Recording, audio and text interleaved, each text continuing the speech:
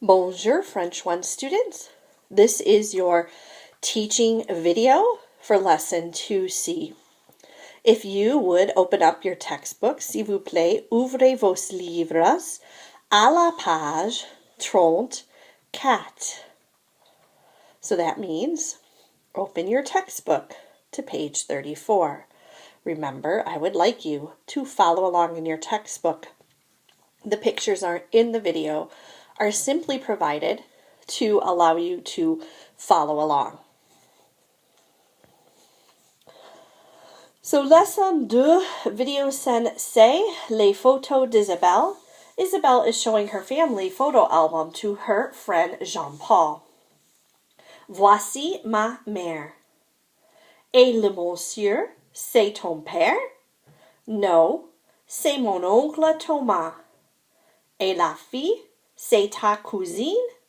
Oui, c'est ma cousine Béatrice. Elle a 16 ans. Et le garçon, c'est ton cousin? Non, c'est un copain. Un copain ou ton copain? Dis donc, Jean-Paul, tu es vraiment trop curieux. So, in this lesson, you're going to be introduced to some new vocabulary about members of your family. So, if we kind of work through this translation here, we have, here is my mom, and the man, is that your father? No, it's my Uncle Thomas. And the girl, is that your cousin? Yes, it's my cousin Beatrice. She's 16. And the boy, is that your cousin? No, it's a friend. A friend or your boyfriend. Hey there, Jean-Paul. You are really too curious. So basically, Isabelle is saying it's none of your business. So again, this new vocabulary in this lesson is members of your family. And notice you have quite a few accent marks in here that you need to remember. So remember, accent marks are part of learning to spell the nouns correctly. So we have here how to introduce your family. And we see voici mon père et voici ma mère. S'il vous plaît, répétez voici mon père. Voici mon père. Et voici ma mère. Et voici ma mère. So this box here is la famille, your family. And again, you notice that we have the masculine members of our family in the left column and the feminine members of our family in the right column. Again, remember in French, all nouns are either masculine or feminine. Again, your textbook is starting with people because that makes some sense to us. So, we have un frère, un cousin, un père, un oncle, un grand-père, une sœur, une cousine. Notice, really kind of the difference here is the un and the une, and then the feminine form of cousin has an e on the end, just to be cousine. We have une mère, une tante, and une grand-mère. If you would like some additional vocabulary in the little extras for lesson 2 in Google Classroom, there is a photograph of some supplementary vocabulary, including the words for stepfather, stepmother, stepbrother, stepsister, half-brother, half-sister, hamster, guinea pig, goldfish, white mouse, bird, parakeet, and snake.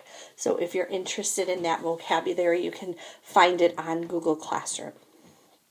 So we're going to practice saying these words right now. So s'il vous plaît, répétez la famille, la famille, un frère, un frère, un cousin, un cousin, un père, un père, un oncle, un oncle, un grand-père, un grand-père, une sœur, une sœur, une cousine, une cousine, une mère, une mère, une tante, une tante, une grand-mère, une grand-mère. Our next little box is about les animaux domestiques, so pets. And again, your book is just kind of giving you the two most common pets, which are un chat and un chien. Notice that the word for cat and the word for dog are both masculine. So whether your cat or your dog is a male dog or a female dog, it still always uses the article un because the words for cat and dog in French are always masculine, even if they refer to a female cat or a female dog. So, s'il vous plaît, répétez les animaux domestiques. Les animaux domestiques. Un chat, un chat, un chien, un chien. So again, this is vocabulary that you need to know the meaning of and be able to spell for your vocabulary quiz as well as your unit test. So, again, a little review about nouns. So remember, in French, all nouns are masculine or feminine.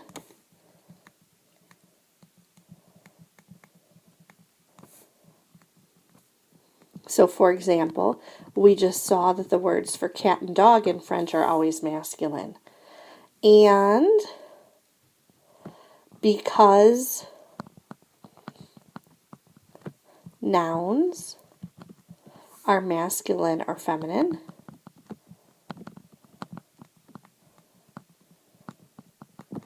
adjectives, which are describing words,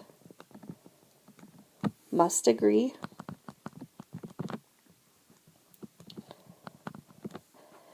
with the noun. And remember, there's going to be kind of two ways that they agree. They have to agree in gender, which means masculine or feminine, and number, which means singular or plural. So remember, that was an issue with the adjectives for nationality. So français, française, anglais, anglaise, américain, américaine, Canadien, Canadian. Okay, there were masculine and feminine forms of those adjectives to agree with nouns that are either masculine or feminine. So again, ways that we know that our nouns are masculine versus ways that we know our noun is feminine.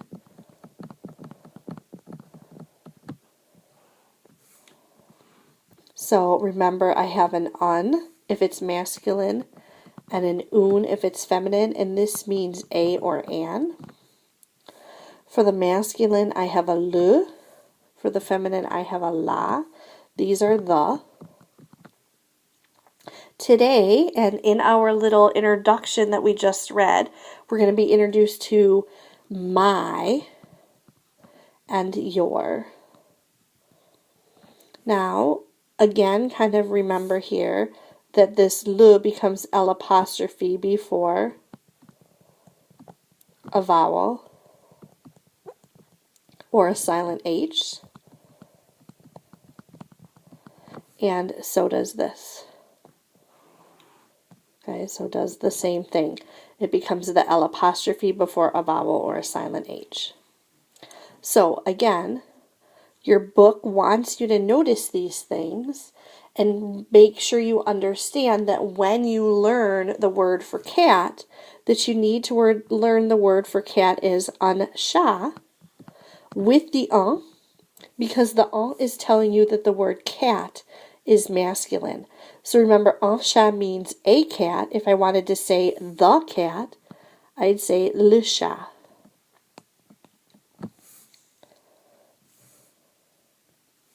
So next we come to a little note culturelle about la famille française. Again, why does française end in an E? Because la famille is feminine. We can tell it's feminine because it has a la in front of it. So this is about the French family. When you and your friends talk about your families, you usually are referring to your brothers, sisters, and parents. In French, however, la famille refers not only to parents and children, but also to grandparents, aunts, uncles, cousins, as well as a whole array of more distant relatives related by blood and marriage.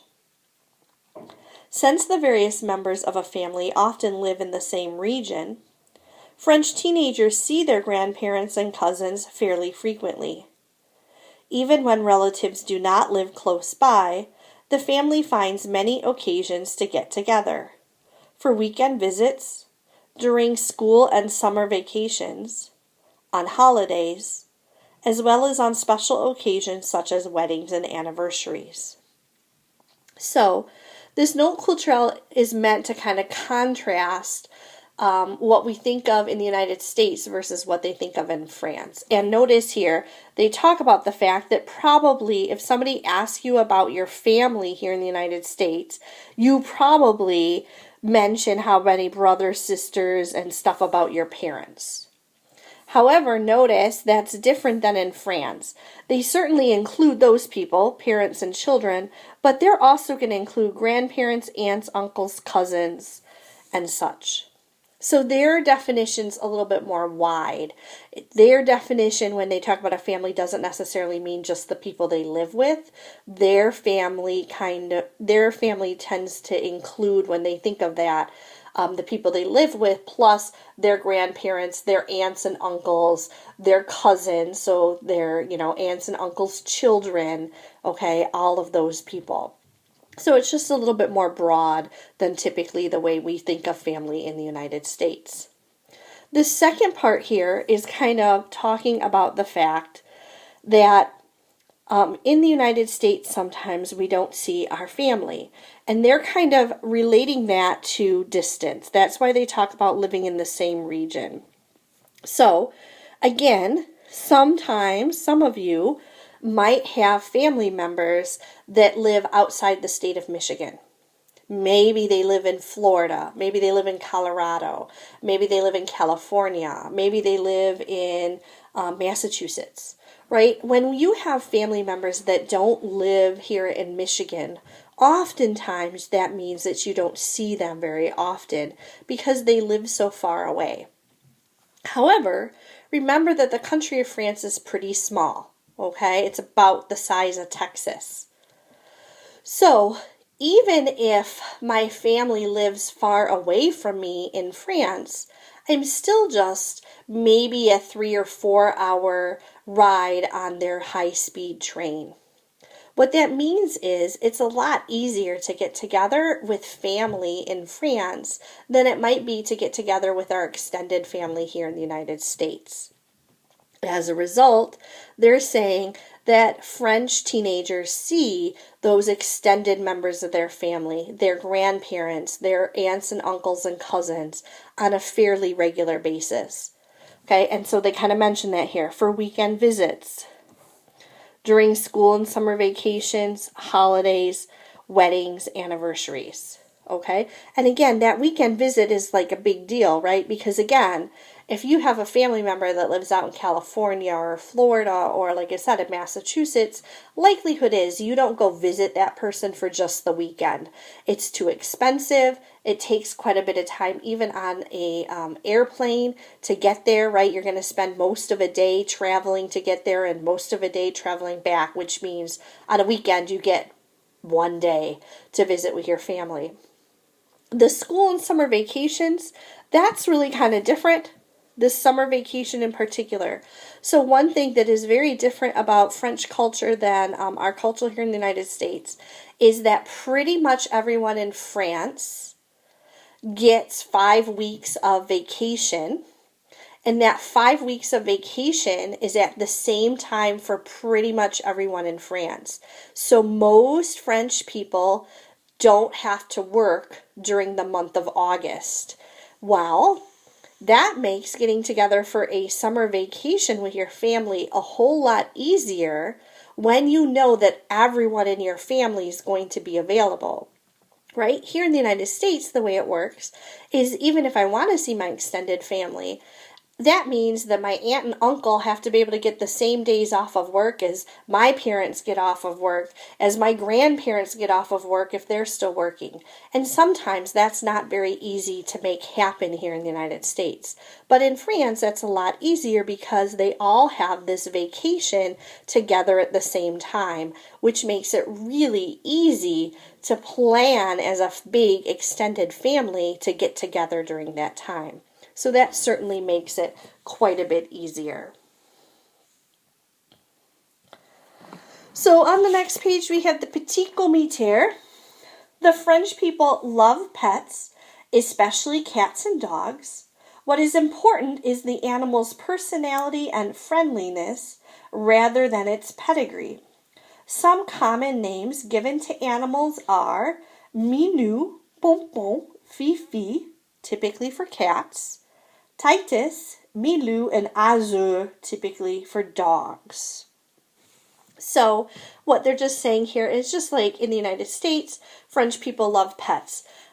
You might even say that they love them almost sometimes a little bit more than we do. So even when I was in France, which was quite some time ago, back in 1995, people could take all of their pets into the grocery store with them, in restaurants with them, right? And we can't take pets typically in those places because of our health regulations, but in France that is not the case. So it was possible that you could be in a restaurant in France and see somebody's dog sitting at the dinner table in a restaurant. So they definitely love their pets quite a bit. They're pretty important to French people. So your book has this silly little cartoon, C'est ta sœur? No, c'est mon frère. So the black cat is asking, is that your sister? And the cat is, orange cat, the tabby cat is saying, no, it's my brother. So again, we have a green box. Remember, a green box means grammar. So we see mon cousin, ma cousine. The French equivalents of my and your have the following forms. Again, notice we have masculine and feminine. We have masculine and feminine because in French, all nouns are masculine or feminine. Again, your book is starting with people because that makes sense to us, but we just saw the word for cat, the word for dog. Those are always masculine words. So to say my for the masculine, it's mon. So we have mon cousin, mon frère, and then your is ton. Ton cousin, ton frère. The feminine form is ma and ta. So we have ma cousine, ma sœur, ta cousine, ta sœur. And it says, note that the feminine ma becomes mon and the feminine ta becomes ton before a vowel sound. Liaison is required. So if we kind of go back to where we had some notes, right? For my then, the masculine my is mon. and the feminine my is ma. The masculine your is, oops, tone, and the feminine your is ta. Now, all they're kind of saying here is, because in French we don't typically have two vowels together, right? Because if my next word here started with a vowel, I would have two vowels together. So if I have a noun that starts with a vowel, or that silent H,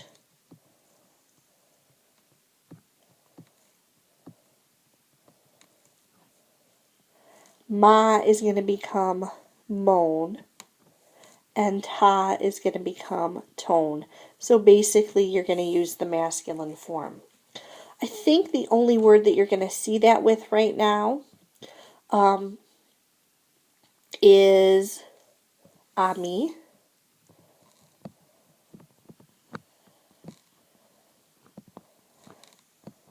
Right? So ami, A-M-I, is masculine anyway, so I would say mon ami. But ami with the E is feminine, but if I wanted to say my friend, because it starts with a vowel, it would also be mon. Same thing with tone, right? So this would be tone ami, because this ami without the E is masculine, but also mon ami, because this time ami starts with a vowel. It'll also happen as you learn more vocabulary with other nouns that start with a vowel or a silent H. So that's what we see here. S'il vous plaît, répétez. Mon cousin, mon frère, ton cousin, ton frère, ma cousine, ma sœur, ta cousine, ta sœur. So we're going to do some practice. Exercise 1, l'album de photos. You are showing your friend your photo album. Identify the following people using mon and ma as appropriate. So again, we kind of look at what they've given us as a prompt, right? They've said cousine Jacqueline, and if I can't tell by Jacqueline's name that she's a girl, notice my cousine ends in an E. So it becomes voici ma cousine Jacqueline. So voici is going to stay the same every time. The parts that's going to change is it's either going to be ma, or if it's masculine, it's going to be mon. So for example, number 1 would be voici mon, because frère is masculine, it's the word for brother.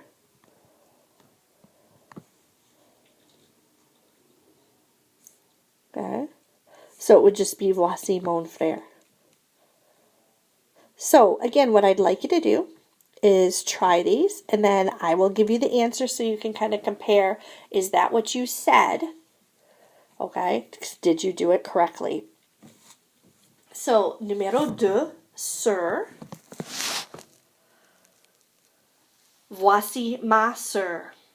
Numéro 3, tante Monique. Voici ma tante Monique. Numéro 4, oncle Pierre. Voici mon oncle Pierre. Numéro 5, père. Voici mon père. Numéro 6, mère. Voici ma mère. Numéro 7, copain Nicolas. Voici mon copain Nicolas. Numéro 8, ami Jérôme.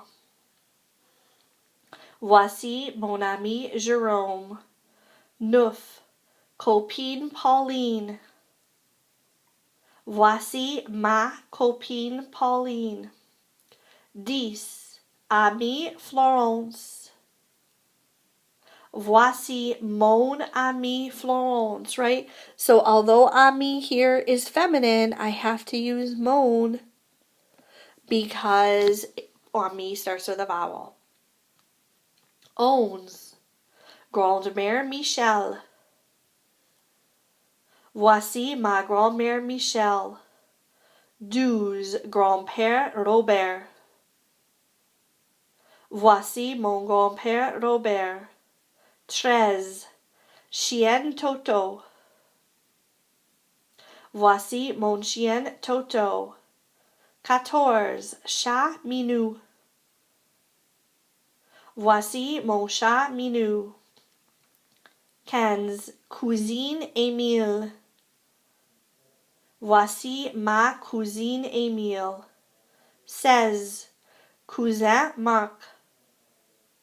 Voici mon cousin Marc. All right, our next yellow box, again, this is vocabulary. This is vocabulary that you need to know the meaning of and be able to spell. And this is about age. So how to find out how old a friend is. S'il vous plaît, répétez quel âge as-tu? Quel âge as-tu? Quel âge as-tu? And then the answer for that, j'ai,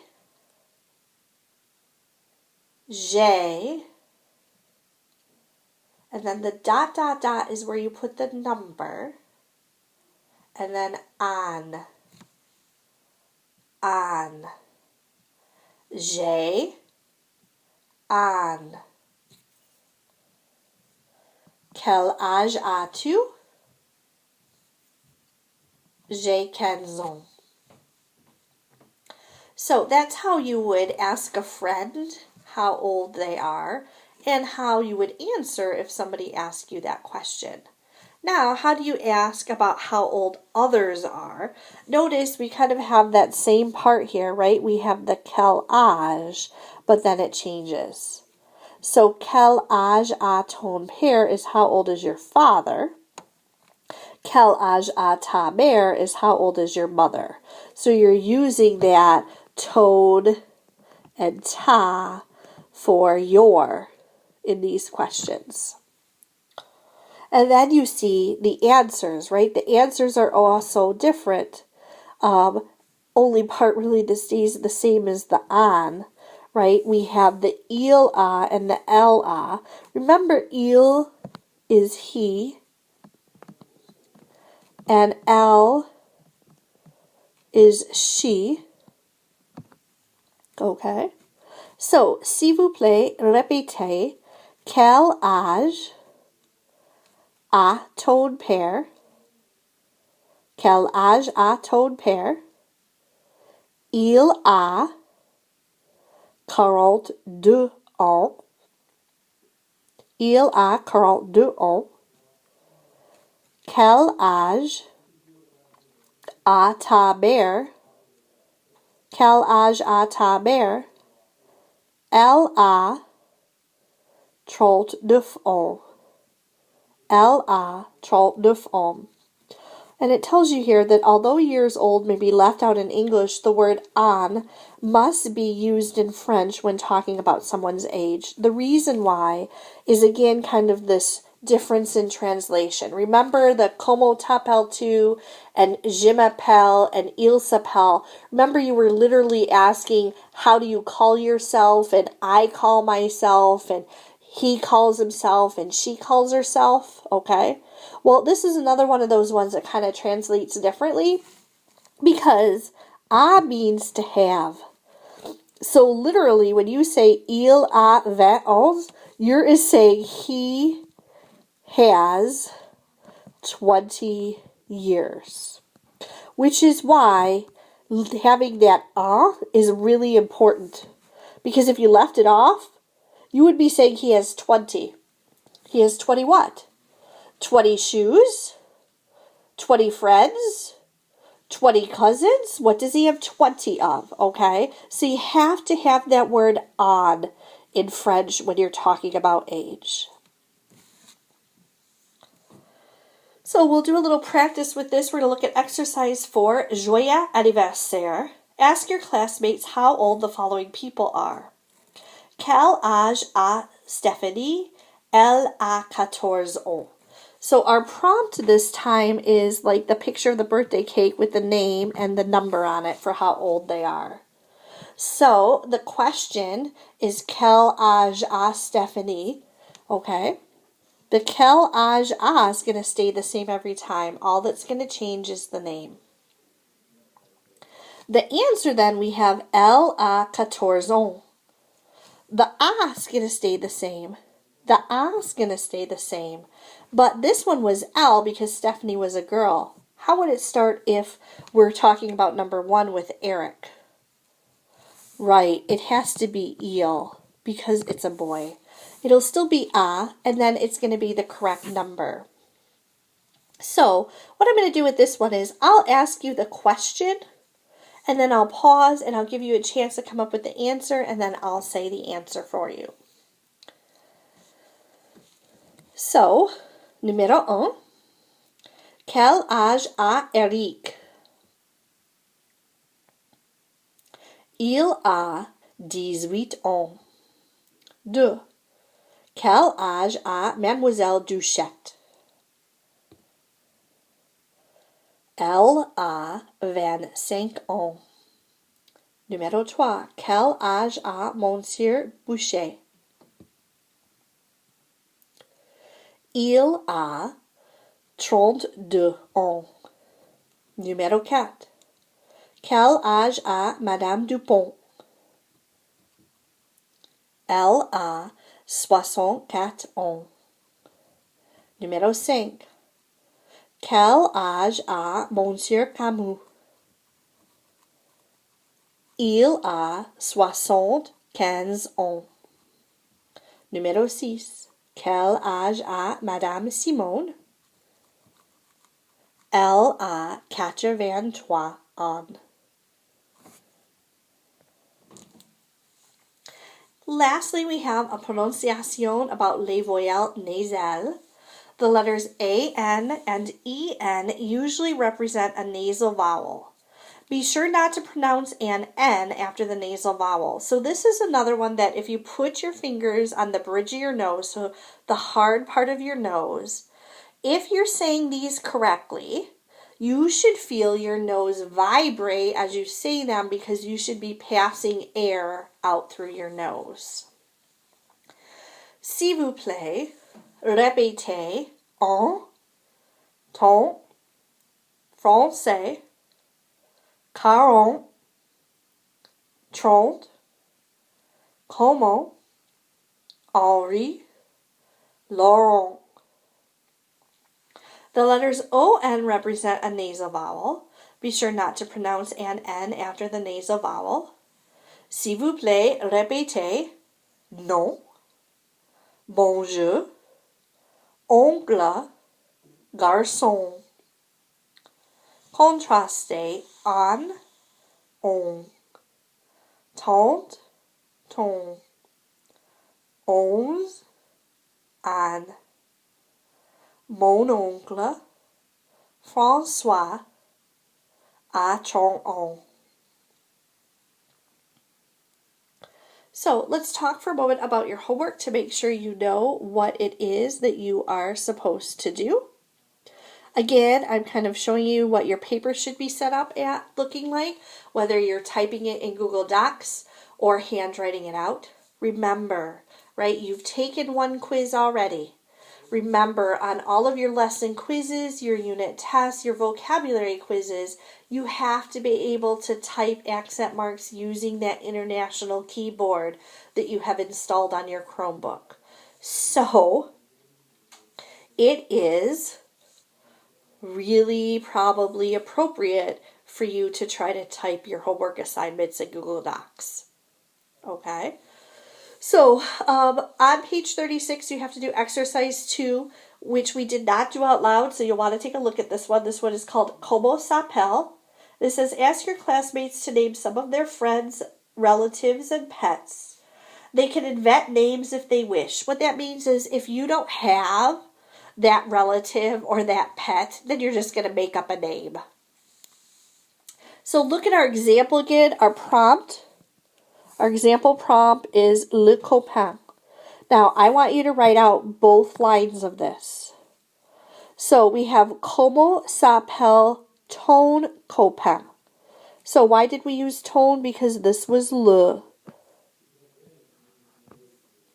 And then we have mon copain s'appelle Bob. So the parts of this that are going to be the same every time are the como s'appelle and s'appelle. If I have le, it's going to become a tone and a mode. What's it going to be if I have a la? Right, in the first line it'll be ta. In the second line it'll be ma. Now remember, be careful if my noun starts with a vowel, then I'm going to use mode and tone. So for example, number 1, right, my question is going to be como